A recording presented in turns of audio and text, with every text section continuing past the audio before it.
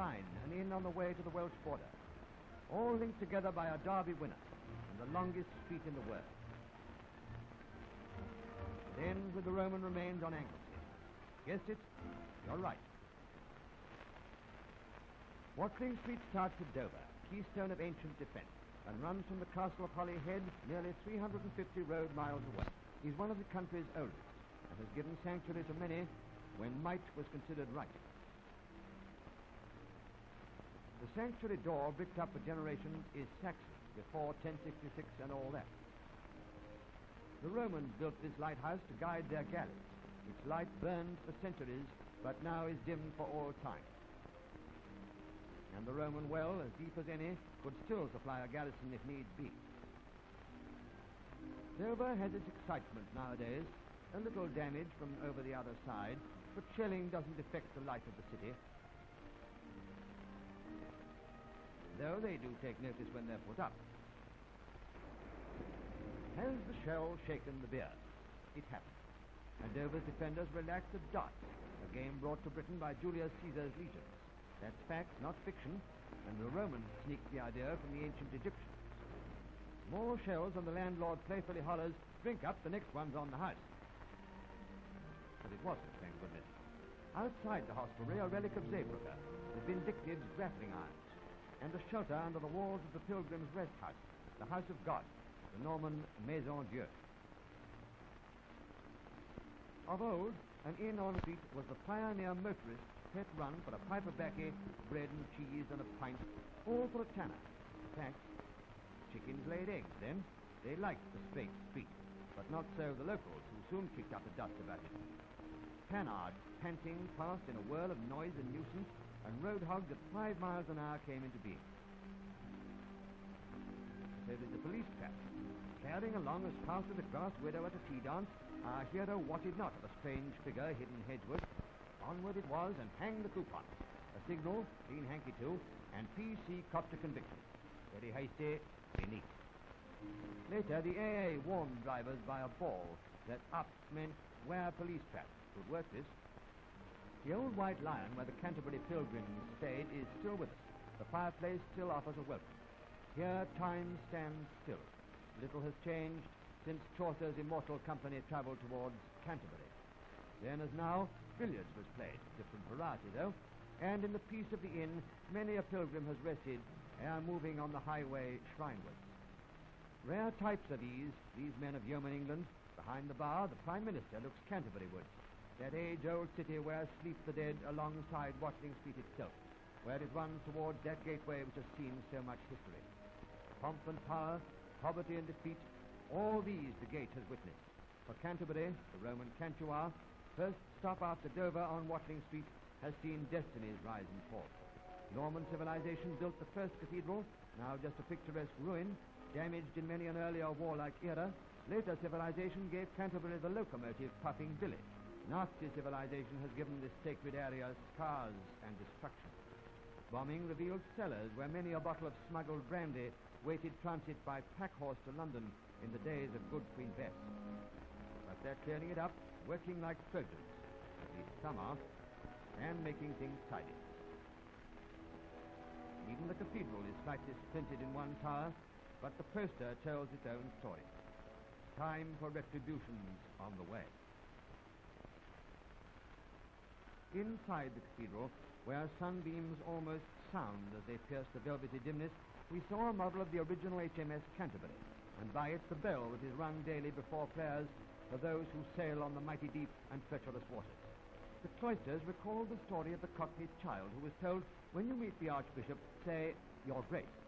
Young Alfie took heed and said, "Hello, for what we're about to receive may the Lord make us truly thankful. Sit." Meet the Archbishop, Primate of England, a real man, Dr. Temple. From the road we see hoppers hopping, for hops for your beer at the local hops, maybe. The Romans started hop fields along Watling Street, and Kent hops are Britain's best. Ask any man of Kent.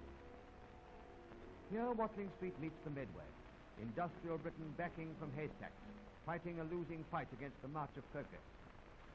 Here at Rochester, the Romans made a fort on the site of the castle overlooking the river. It means sails, flour boats, and along this river highway comes much of the wheat that feeds the teeming millions of the London area. Now, with the rigors of war, we realize the value to the nation of flour.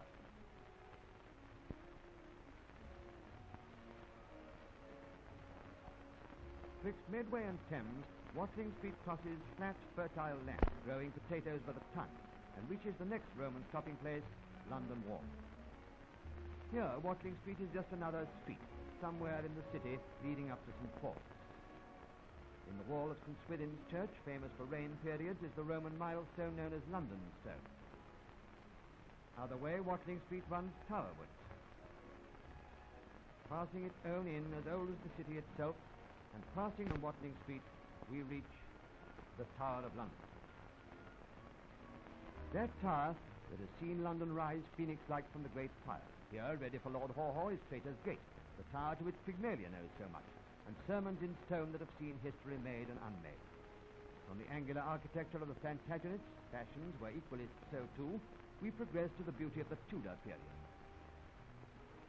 And Watling Street passes London's pride, Staples Inn, Holborn, and then away to Marble Arch.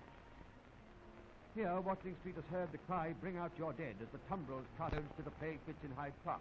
Here, our street has seen hundreds dance at the end of a rope on Tyburn's dread gallows, and so sweeps onwards, away to the next Roman city. Verulam to the Romans, St. Albans to us today. Once greater than London, now a pleasant market town of some importance. Around the cathedral, fine farmland abounds. And we met an ancient who told us this true story. He saw it happen. Squire Benton, that isn't his real name, hated them their new-fangled multi-cars. Driving along one day, he saw one, and Squire set about him fair proper, 'cause he got summons, but Bent said Watling Street were for horses, not multis. And this wasn't so long ago either.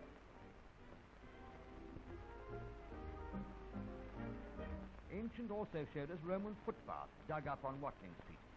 Marching from London, the legions stopped at St. Albans and washed their feet.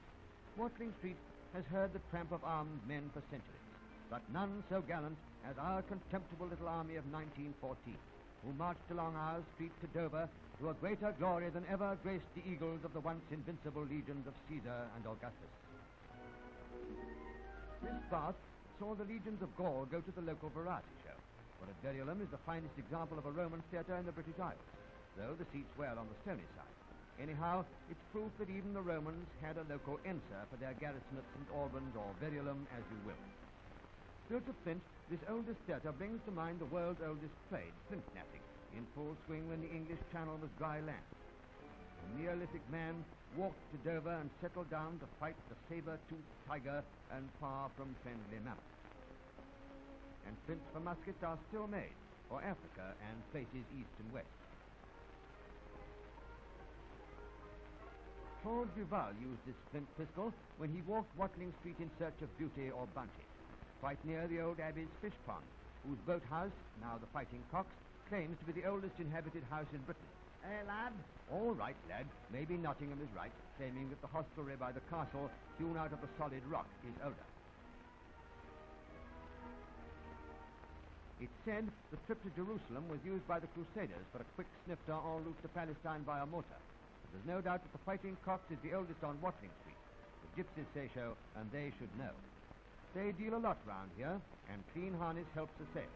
They come from all parts for an informal horse sale, and they don't always bring the horses. They trust each other. A smack of the hand and the contract is fixed. No gypsy would break it. The sale's over and away. Mung, my lady, mung. Passing that section of our street where once reliability trials tested the mettle of the car and the driver, 6 days driving, and the reward a silver medal and a lot of fresh air. Today, few vehicles disturb this area. Well off the beaten track it is, running across Britain's oldest track, Foss Way or the Ditch. When the Watling Street builders came to a river, a bridge was built, and built to last for centuries, as this one has, leading to the main Roman port for the Welsh border. Chester, in a name, means a Roman camp was there, but the Romans didn't call this city Chester as we do. Diva was its name, and there are Roman remains, like sailors, all over the place. When the legions left Britain to return to Rome to help in its defense, they left many fine cities.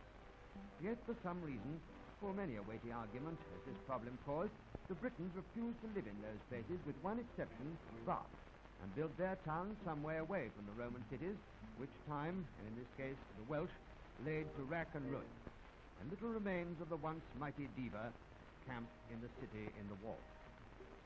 The bridge crossing the Salmon River, mentioned in Roman dispatches, has seen much, but Chester has had a varied and colourful existence since BC 12, when it was founded.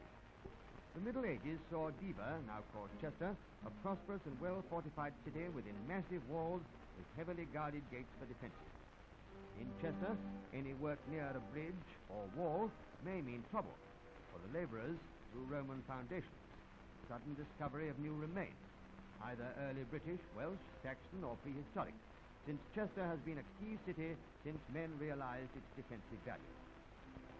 Above our workers, the arms of the Black Prince, his headquarters were here, and from these walls he kept watch. Fate favoured him, but not so King Charles. Climbing these steps, whose very treads are redolent with tragedy, he saw the flower of his army defeated, massacred and routed into a confused rabble on Roughton Moor, within sight of Chester on Watling Street. Over the Bridge of Sighs went convicts about to do time. This bridge does time, so to speak. Chesterites look at the clock, hear the pips and say the BBC's right today. Chester got lots of bridges, useful in defence, boiling oil for attackers, and of course the famous roads, ideal for street fighting, and they proved that more than once in the city's lifetime. Queen Anne, famous for being dead, named this tower.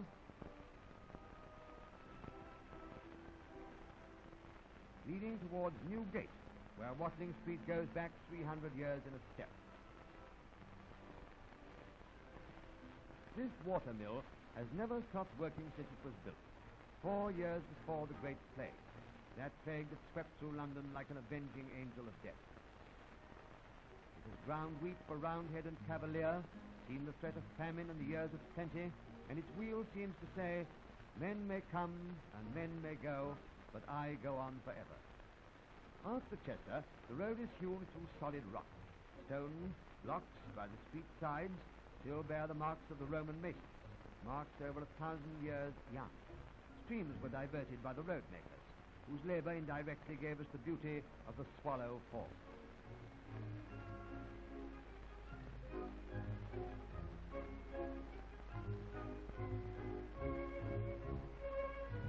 From the turbulent water to calm Beaumaris on Anglesey, one of the castles that defended our street through history's most violent eras.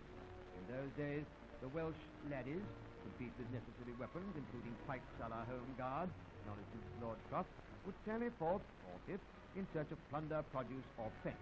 A penny then bought a pig. Castles, where knights were bold and ladies bolder, were indicated, built up the slow and dirty ancient British for easy payment. They at least did last. Who should see our house? If it stands till it's paid for, I'll be surprised. Near Beaumaris, the world's smallest shell factory.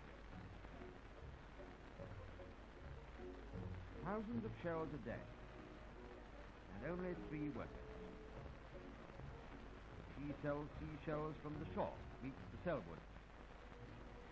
The world's strangest industry. Shells are collected, cleaned and calibrated.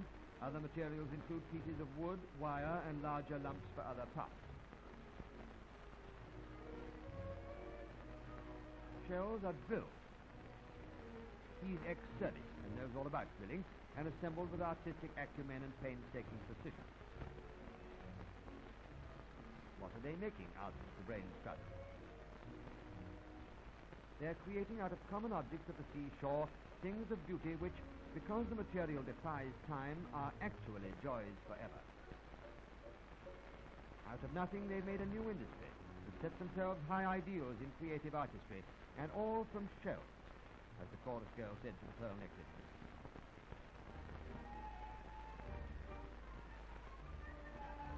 Noise of trains tells us Menai Bridge is near. This bridge tells us of this bridge was the crowning pinnacle in the career of that great builder Telford, and is considered one of the engineering masterpieces of his generation.